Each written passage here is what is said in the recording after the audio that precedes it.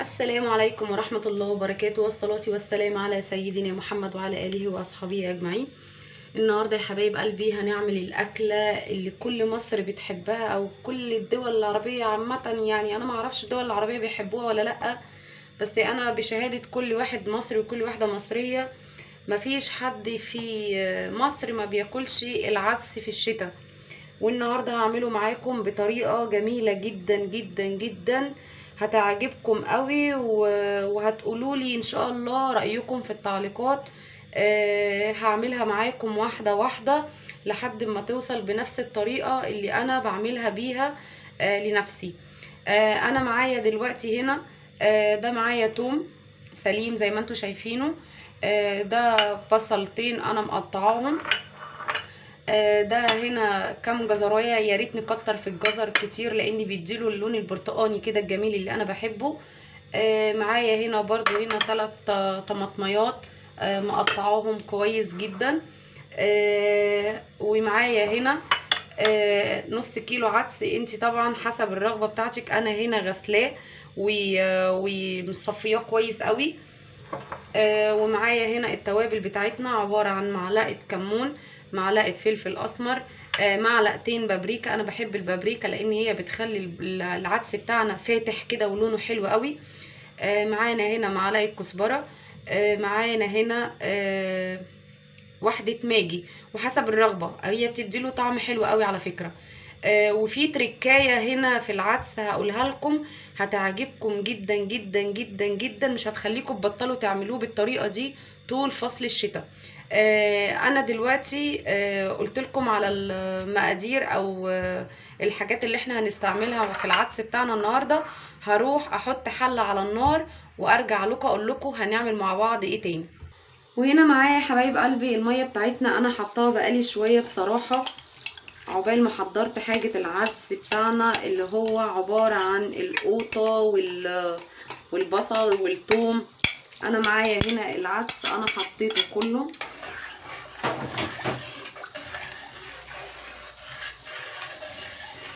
هنزل بالتوابل بتاعتنا، التوابل الاول بتاعتنا هدوبها كويس كده.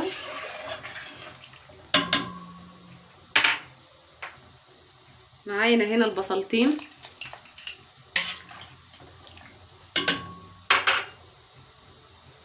معانا هنا الطماطم،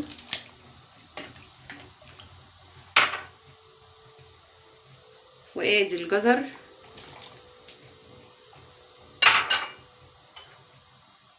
وادي الثوم.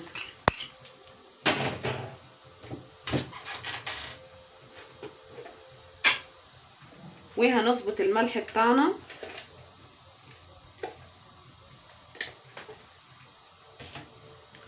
وهنخلي كل اللي احنا حطيناه دوت كده دلوقتي يستوي معانا كويس، او بالمعنى كده يتهري. يعني انا ملاقيش ملامح للقوطه ديت، ملاقيش ملامح للبصل. هيتهري معانا جامد.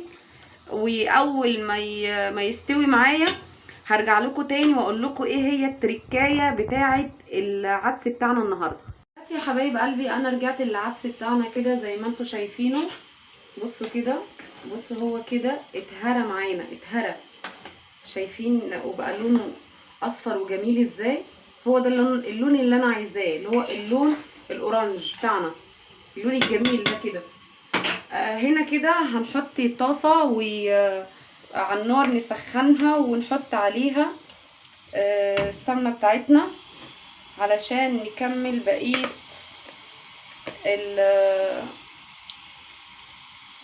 العدس بتاعنا. عقبال ما انا احمر الشعريه بتاعتنا هوريكم انا هعملها ازاي هي والبصل. كده انا بطفي على العدس بتاعنا علشان يبرد واعرف اضربه في الخلاط او اضربه بالمضرب، اي حاجه. المهم اني انا هنعمه معاكم. انا هنزل هنا الاول بالبصله، يعني انا هنزل بالبصله الاول مش بالشعريه، لاني لو نزلت بالشعريه هتستوي قبل البصله. لا انا هنزل الاول بالبصله بتاعتنا كده.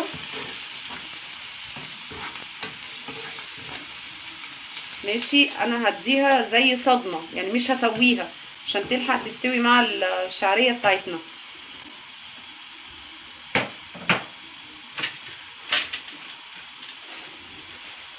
انا هنا موطيه عليها النار، يعني مش هلهبها علشان ما تسودش معانا.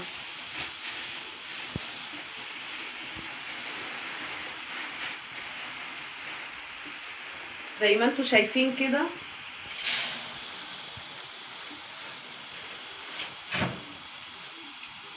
انا بصراحه بحب الشعريه للعدس تكون كتيره بصراحه، يعني لان هي بتخليه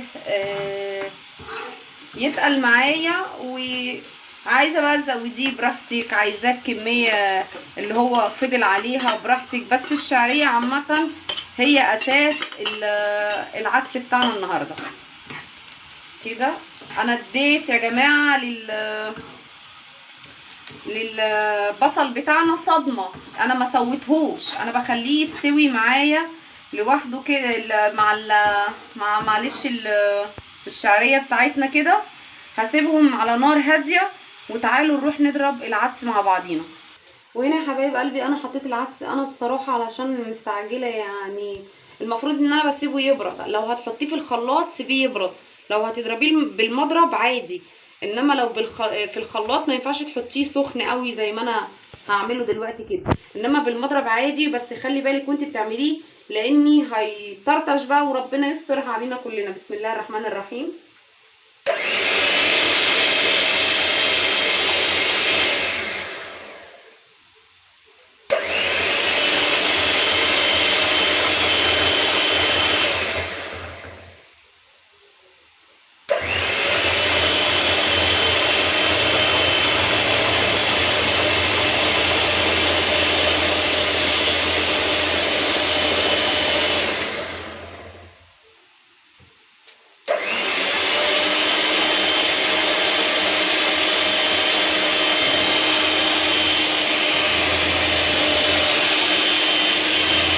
انا لازم اكون حذرة وانا بضربه، خلي بالكم، لازم اكون حذرة وانا بضربه علشان ما تحرقش. هكمل ضربي فيه وارجع لكم تاني اوريكم شكله. وده يا حبايب قلبي كده بعد ما طحناه كويس قوي زي ما انتوا شايفينه كده بالقوام دوت، ولا هو خفيف ولا هو تقيل. هو خفيف، مش هقول لكم مش خفيف، بس هو يعني مع الشعريه بتاعتنا والبصله انتوا هتشوفوا القوام بتاعه دلوقتي هيبقى عامل ازاي. يلا بينا نحطه على النار واقول لكم هعمل فيه ايه. ده كده يا حبايب قلبي شايفين انا اسف كنت اقول لكم الرز. العدس بتاعنا بعد ما حطيناه على النار بصوا اللون بتاعه عامل ازاي. وهنا كده البصله بتاعتنا والشعريه اتحمروا. بصوا بقى بنعمل كده.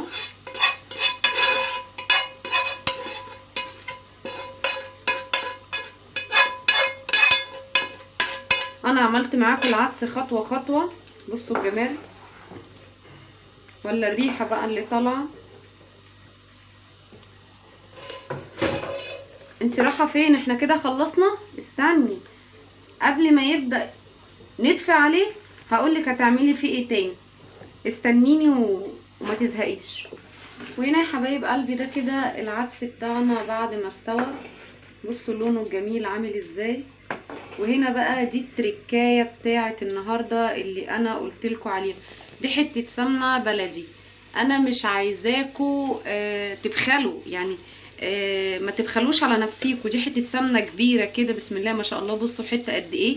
دي زبده بلدي بحطها. ده كده هنا انا العدس بتاعي استوى، يعني هو كده خلاص استوى.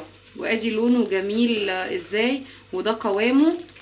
شايفين السمنه بتاعتنا بقى كده حته الزبده. حبايب قلبي العدس بتاعنا بعد ما غرفناه، معلش انا عايزه اقول لكم التليفون فصل هناك. كان نفسي اوريكم لحد ما الزبده تدوب في العدس. ده كده العدس بتاعنا النهارده. شايفين انا دلوقتي بحمص عيش في الفرن. واحنا بصراحه بنحب ناكله فته، يعني احنا ما بنحبش نغمسه، احنا بنحب ان ناكله فته. وهنا عملت جنبه هنا كده حبه قوطه بالفلفل والفلفل الرومي يعني.